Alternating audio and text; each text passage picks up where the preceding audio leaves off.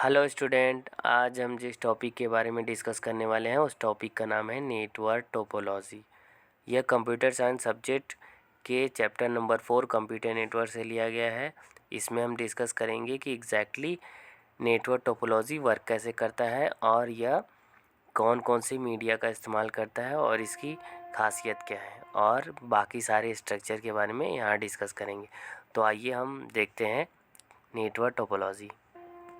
जैसा कि यहाँ क्वेश्चन के माध्यम से हम देख रहे हैं, यहाँ लिखा हुआ है what is a network topology, what are the different type of network topology. इसमें पूछा जा रहा है कि नेटवर्क टोपोलॉजी होती क्या है और यह जो इसके टाइप्स हैं उसको भी डिस्कस करना है। यह यूपी बोर्ड के एग्ज़ाम में 7 और 2009 में आया हुआ है, तो हम इसको अच्छे से ध्यान से पढ़ेंगे कि नेटवर्क टोपोलॉजी क्या होती है।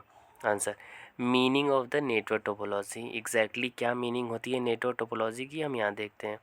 The topology of a network is the structure defined by the interconnection scheme.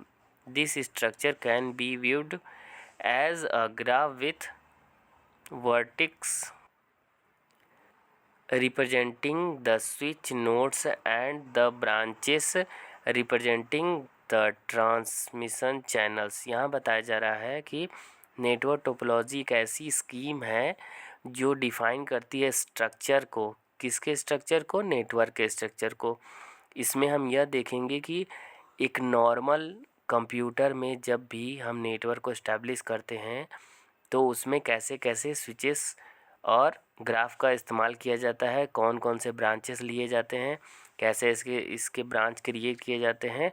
और हम सिंपल वे में हम ये समझ सकते हैं कि नेटवर्क टोपोलॉजी एक ऐसी स्कीम है नेटवर्क की जो कि नेटवर्क इस्टेब्लिश करने के काम आती है। यानी कि नेटवर्क टोपोलॉजी के बेस पे ही हम नेटवर्क को इस्टेब्लिश करेंगे, यानी कि क्रिएट करेंगे।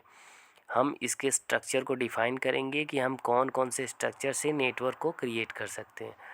तो इसके स्ट्रक्चर जो हैं या स्कीम्स हैं, यही इसके टाइप्स कहलाएंगे। हम यहाँ देखेंगे कि कई सारे टाइप्स दिए गए हैं, उन सभी टाइप को हम बारी बारी डिस्कस करेंगे।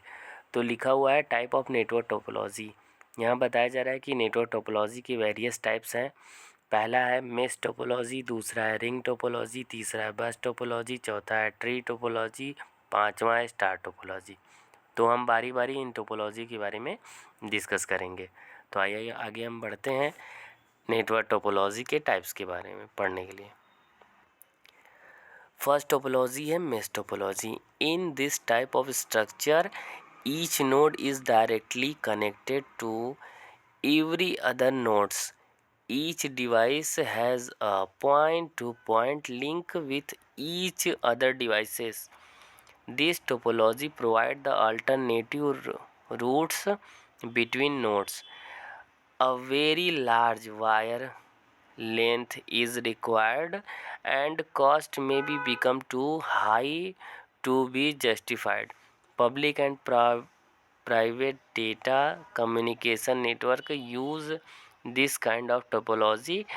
It is also known as a fully connected topology। यहाँ जैसे कि यहाँ मेश टोपोलॉजी के बारे में दिखाया जा रहा है, फिगर से हम समझ सकते हैं कि जितने भी नोड्स उसमें कनेक्ट होंगे वो सभी एक दूसरे से कनेक्टेड रहेंगे। यानी नोड 1 2 3 4 5 अगर हैं तो 5 नोड्स एक दूसरे से अल्टरनेट कनेक्ट होंगे सभी में।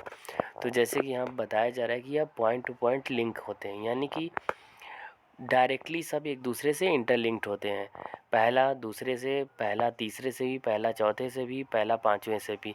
इसी तरीके से दूसरा पहले से, तीसरे से, चौथे से, पाँचवें से, ऐसे ही सारे कंप्यूटर एक दूसरे से कनेक्टेड रहते हैं जिससे कि ट्रांसमिशन पॉसिबल हो सकता है। यहाँ पे हम डायरेक्टली हम फर्स्ट कंप्यूटर से सीधे 5 कंप्यूटर में, यानी नंबर 5 नोड में हम भेज सकते हैं इंफॉर्मेशन को ईज़िली।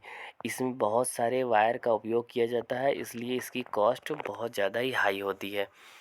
जैसा कि हम यहाँ देख रहे हैं कि सभी एक दूसरे से कनेक्टेड हैं, तो यह बहुत ज़्यादा ही यूज़फुल है, बट यह कॉस्ट में बहुत ज़्यादा हाई है। और नॉर्मली इसका इस्तेमाल public and private data communication network में यूज़ किया जाता है। तो हम यहाँ यह जानते हैं कि अगर इसमें कोई अलग से नोड इंसर्ट करना हो तो वो बहुत हार्ड होता है, यानी कठिन होता है। इसको पॉसिबिलिटीज़ होने में बहुत ज़्यादा ही मेहनत लगती है और इसको इस्टेब्लिश और इंस्टॉलेशन बहुत ज़्यादा ही कठिन है। और इसके कास्ट इसी वजह से हाई हैं क्योंकि यह अल्टरनेटिव एक दूसरे से कनेक्टेड होते हैं। इसमें बहुत सारे खर्च लगते हैं। तो हम यह जान सकते हैं कि जो मेश टोपोलॉजी है वह डायरेक्टली किसी भी नोड को इन्फॉर्मेशन सेंड कर सकता है। इन्फॉर्मेशन में कम्युनिकेशन मीडियाज़ या जो भी इस्तेमाल किए जाते हैं इसमें, जस्ट लाइक हम समझ सकते हैं वायर का, और अगर विदाउट वायर है तो भी, पर अधिकतर इसमें वायर का ही उपयोग करते हैं। तो हम बढ़ते हैं आगे दूसरे टोपोलॉजी के बारे में। सेकेंड टोपोलॉजी है ring topology. In this topology the host computer and work station are connected in a series forming a complete ring for data communication. The links are unidirectional, clock या anti-clockwise. It is the economical and no collision of data takes place between two workstations. The problem arise while adding a new device in the networking series. It is used in a lens. इसमें लैन का उपयोग होता है, लैन में इसका उपयोग होता है। नॉर्मली हम जानते हैं कि जहाँ भी हमको लैन नेटवर्क को इस्टेब्लिश करना होगा तो हम इस स्कीम का उपयोग करेंगे, रिंग का। यह क्लॉक और एंटी क्लॉक वाइज दोनों वर्क करता है, यानी कि अगर क्लॉक वाइज हम करेंगे तो यह क्लॉक वाइज में ही वर्क करेगा और एंटी क्लॉक वाइज हम इस्टेब्लिश करेंगे तो एंटी क्लॉक वाइज, यानी ये हम जान सकते हैं कि यह एक डायरेक्शनल में वर्क करता है। और इसमें ये इकोनॉमिकल बहुत ही ज़्यादा वो खर्च नहीं लगते हैं इसमें। हाँ, लेकिन अगर इसमें नया नोड इंसर्ट करना है तो इसमें बहुत ज़्यादा ही मेहनत काम होगा और बहुत प्रॉब्लम्स इसमें देखने को मिलेंगी। हम यह जान सकते हैं कि रिंग टोपोलॉजी की सबसे ख़ास बात यही है कि यह यूनिडायरेक्शनल वर्क करता है, बट इसमें बहुत सारी खामियां भी हैं। इसमें खामी यह भी है कि अगर एक सिस्टम में वायरस हो तो सभी सिस्टम वायरस इन्फेक्टेड हो जाएंगे। और इसमें जब भी डेटा ट्रांसमिट किया जाता है तो वह एक सिस्टम से होकर दूसरे सिस्टम जाता है, फिर दूसरे से तीसरे, चौथे, पाँचवें, ऐसे ही वह आईपी एड्रेस को फाइंड करता है यूनिडायरेक्शनल या फिर डायरेक्शनल सिस्टम में। या हम जान सकते हैं क्लॉकवाइज में भी रहेगा तो ऐसे ही वर्क करेगा और एंटी क्लॉकवाइज में भी रहेगा तो भी ऐसे ही वर्क करेगा।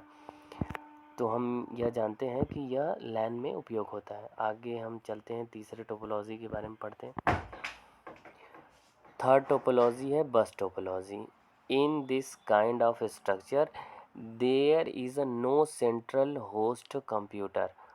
जैसे कि यहाँ बताया जा रहा है कि इस स्ट्रक्चर में यह जो भी बस टोपोलॉजी का स्ट्रक्चर है ये नॉर्मल बस की जैसा ही है। इसमें दोनों तरफ कंप्यूटर्स ऐड किए गए हैं, यानी नोड्स लगाए गए हैं, और वह इसमें होस्ट कंप्यूटर नहीं होता है। There is a single data cable which is shared by the work station. इसमें एक सिंगल डेटा केबल के माध्यम से जुड़ा होता है और इसी पे पूरा वर्क स्टेशन वर्क करता है। सभी जितने भी वर्क स्टेशन लगाए जाते हैं वह इस पे वर्क करते हैं। It allow flexible networking as devices can be easily attached. इसमें कोई भी नया डिवाइस अटैच करना बहुत ही आसान है, जो कि आसानी से कर सकते हैं। It is economical because this single cable is involved, but this possibilities of data collision अगर।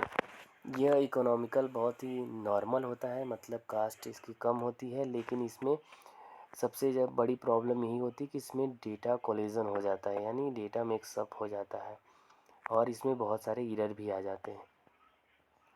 तो हम ये जान सकते हैं कि बस टोपोलॉजी एक नॉर्मल बस जैसा है जिसमें दोनों साइड सीट्स होती हैं।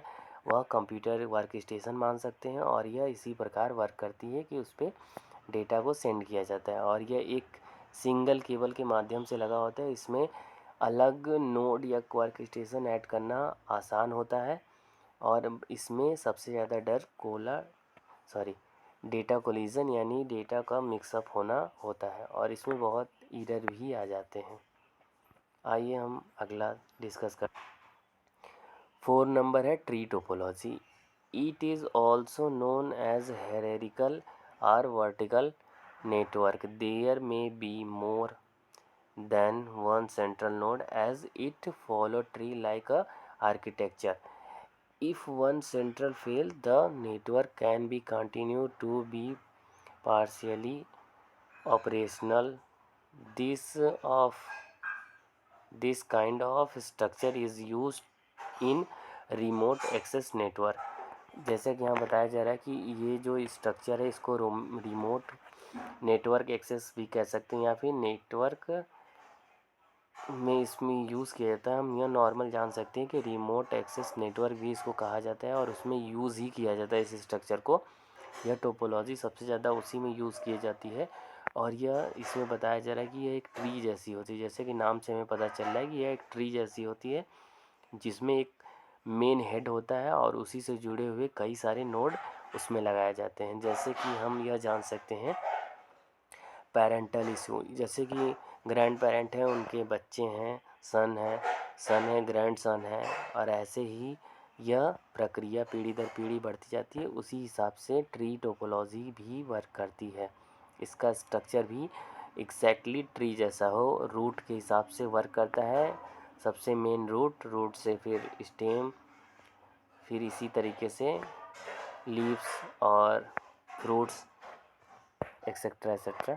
तो हम यहाँ यह जान सकते हैं कि एक सेंट्रल नोड होता है, वह एग्जैक्टली मेन हेड होता है और उसी के हिसाब से कई सारे नोड्स इसमें जुड़े होते हैं. लेकिन अगर सेंट्रल नोड डैमेज हो जाता है तो बाकी सारे काम करना बंद कर देंगे. यानी मेन रूट अगर बंद हो गया, सिस्टम ख़राब हो गया, डैमेज हो गया, क्रैश हो गया, तो उस कंडीशन में ट्री टोपोलॉजी वर्क नहीं करेगी.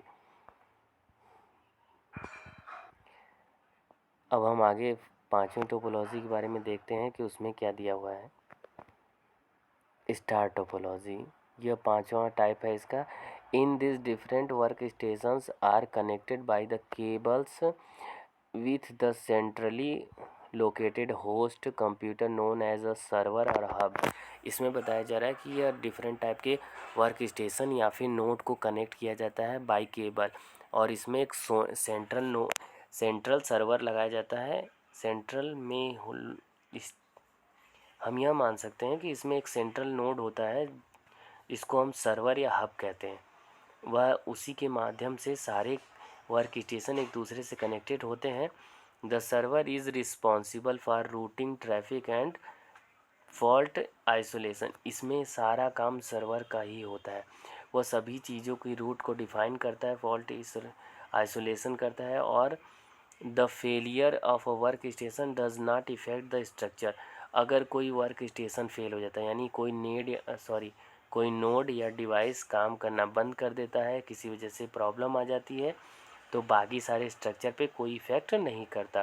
बाकी सारे डिवाइसेस एज इटली वर्क करते रहते हैं.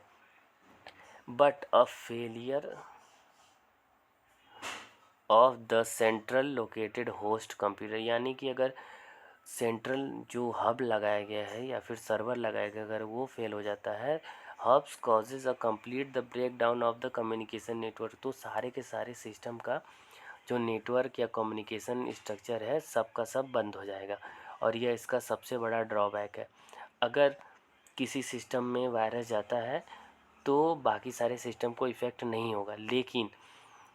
लेकिन हम यहाँ ये मान सकते हैं कि अगर हब में वायरस जाता है तो वो सारे सिस्टम को इफ़ेक्ट कर देगा. और यहाँ पे डेटा कम्युनिकेशन सेंड करने का जो प्रोसीजर है उसमें यह बताता है कि अगर डिवाइस 4 को किसी सर्विस की ज़रूरत हो या किसी इन्फॉर्मेशन की, तो हब पे सारे इन्फॉर्मेशन यानी सर्वर पे सारे इन्फॉर्मेशन या फिर सब कुछ सारे डिवाइसेस की मदद से वहाँ इंसर्ट कर दिया जाता है. यानी उसके पास पहले से भी होता है और अगर हमको